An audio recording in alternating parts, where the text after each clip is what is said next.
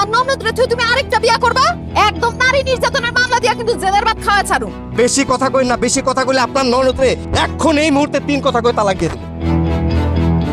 এই শয়তানকে থাপড়ায় দাঁত সব ফালায় দাও, যাও। ওর গায়ে অনেক শক্তি, ওর থাপ্পড় দিতে গেলে আবার ঘুষি মেরে আমার দাঁত ফালাই দিব। ওরে বাবা রে বাবা, আমি অনেক ভয় পাই।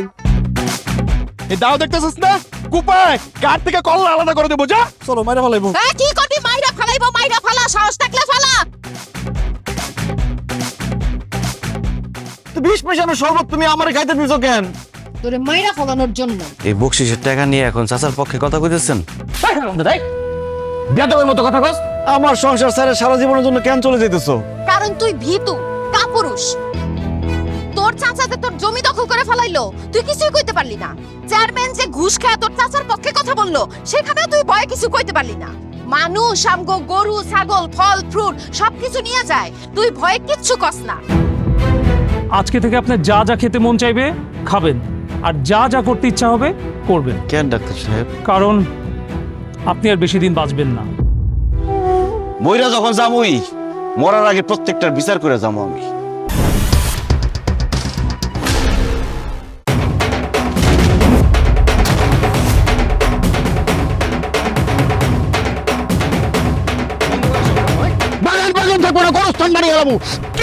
কি করুম? আমার বোন তোরে ভালোবাসা বিয়ে করছে, আর তুই সামান্য করে টাকার জন্য আমার বোনকে তালাক দিতে চাস? এই মার বুদ্ধিতে আমি আপনার কাছে যৌতুক চাইছি, আমারে নষ্ট করছে মহিলা। ডাইনির বাচ্চা ডাইনি, তুই তাহলে আসল ঘষিটে বেগম। দালালের বাচ্চা তোরে খাইছি আমি, খাওয়া। আজকে আপনারও বিচার হইব চেয়ারম্যান সাহেব।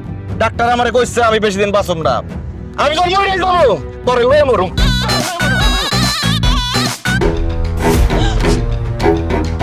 আরে মরি নাই, সরব।